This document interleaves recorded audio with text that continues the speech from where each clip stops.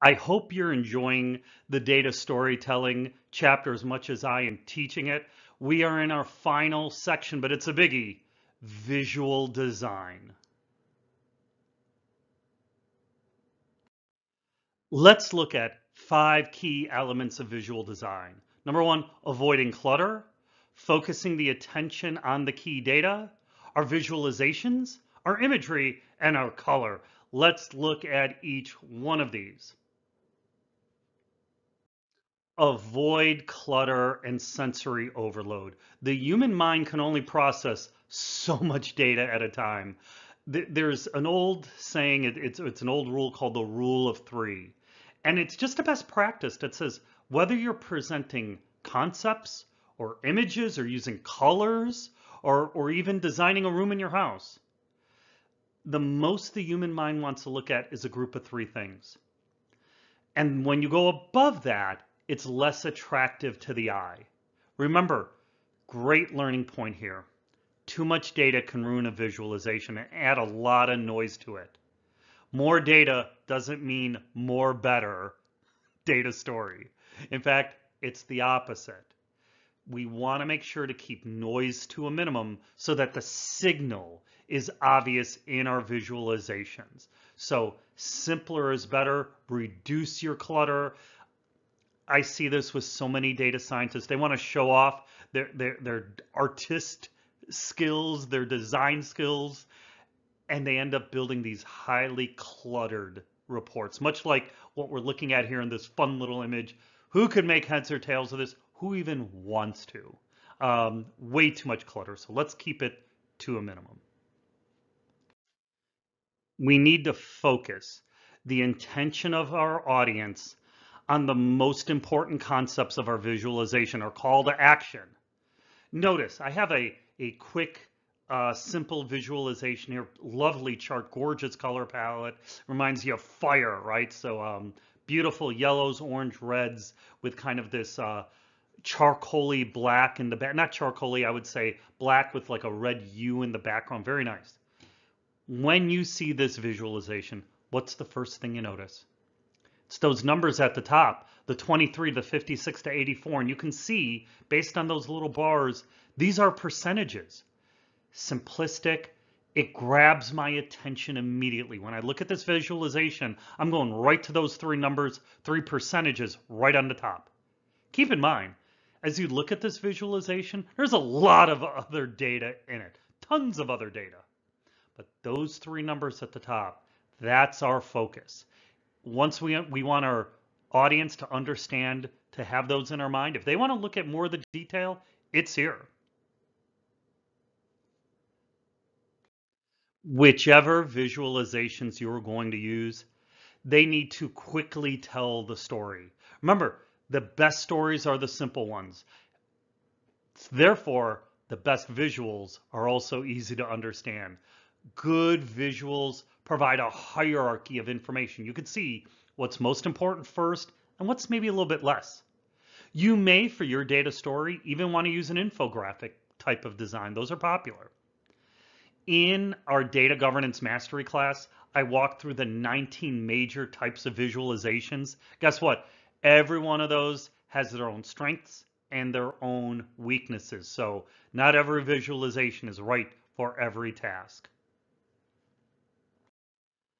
I included this slide just to remind everyone the 19 major types of graphs and charts that exist. So this is just a reminder of some of the different visualizations that we can utilize.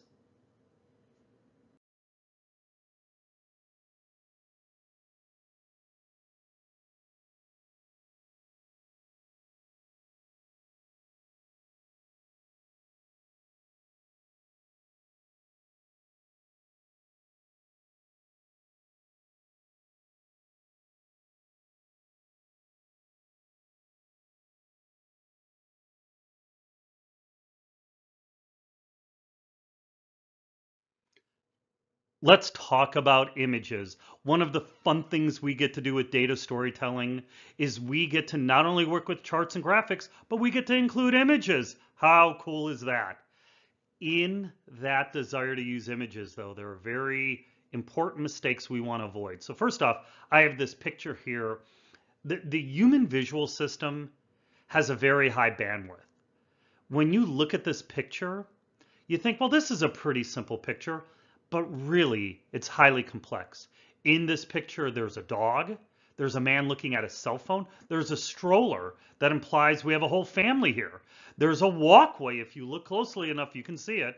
There's a fence, there's a body of water, and if you know your bodies of water well, you can tell this is not an ocean. There are trees and different kinds of trees, oak, pine, grass that looks pretty worn if you have a keen eye for this kind of stuff. There's play, so people playing and kids. There are houses. Did you see them? There's a park. There's even power lines and lots more, all in this photo. So even though this seems simple, it's actually pretty complex. So as we can see, even a supposedly simple photo is actually quite complex. And how we as humans decode visual images depends on many factors, including the type of graph or chart we use, the size of the images. The larger the image, the more it tends to attract our attention. The position of the image, where's it at? The length of it, the area, the colors that are used, any annotation. These all impact. These are all factors on how we as humans decode an image. And you want to leverage these where applicable. It's time to wrap up this section on imagery. Graphs, charts, and photos are valuable to help our audience understand our data and what it means. Remember, anytime you're showing a visualization or an image, your audience is going to process it very quickly. That's why you have to make sure you label it appropriately, make sure it visually guides the reader, have appealing colors, and make it easy to read. I think there's a great quote here from John Wilder Turkey, who is a pioneer in exploratory data analysis. He said, the greatest value of a picture is when it forces us to notice what we never expected to see.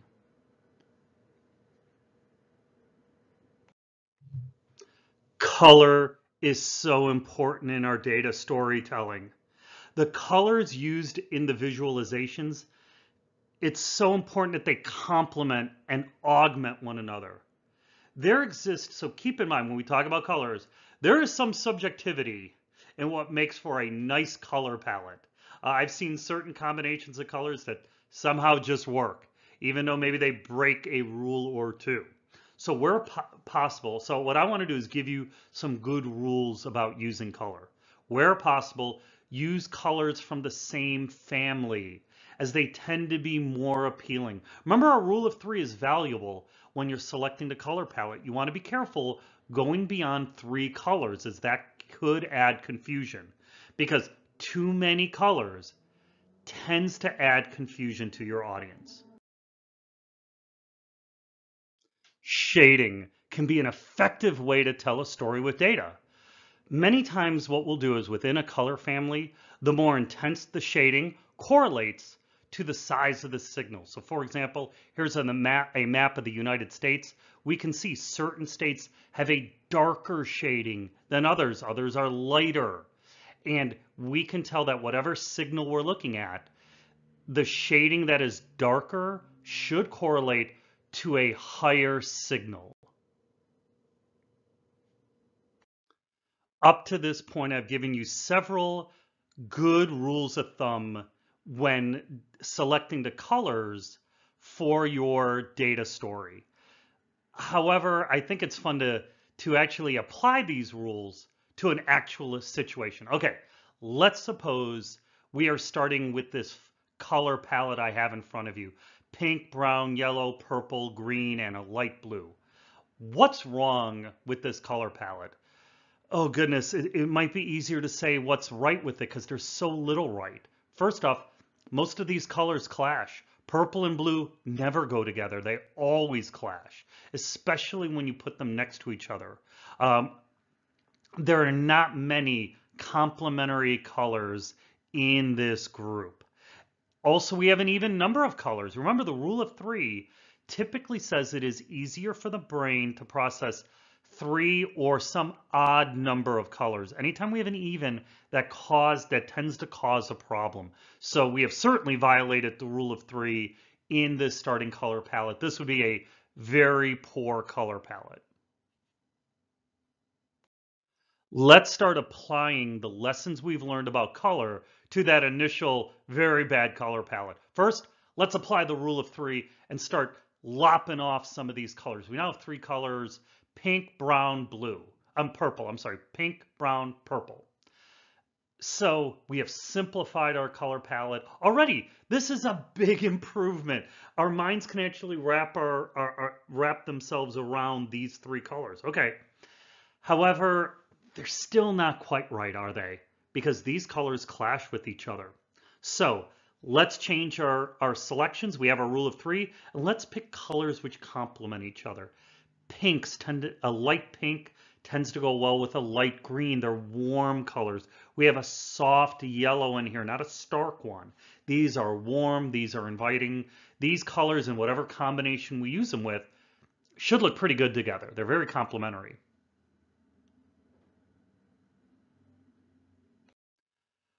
All right, let me wrap up this example. Even though I showed some very nice three complementary colors, let's take a look at how shading can be helpful. Let's suppose we want to stick with one color family and we want a nice softer aesthetic. This is where maybe we want to use a color like green, and we have this soft green to this kind of little bit darker green in the middle to more of almost like a soft pine green at the end.